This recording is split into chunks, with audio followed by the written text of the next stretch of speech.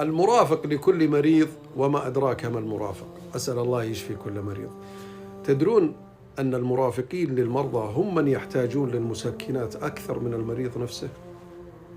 لو تعلمون ما يحمل في قلبه هذا المرافق من ألم ومن حزن ومن بارك الله فيكم أوجاع ما يعلم بها إلا فاطر السماوات والأرض، وهو يرى ويشاهد أمام عينه قريبا إلى قلبه يتألم، وكأنه يقول خذوا من صحتي وأعطوا هذا المريض.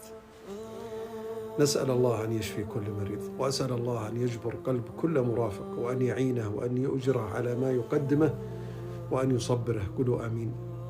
المرافقين لا إله إلا الله، والله ما يحس بها إلا من مرت عليه. نسأل الله يستر علينا وعليكم بستره، ويديم علينا وعليكم صحته وعافيته. استودعتكم الله، في أمان الله.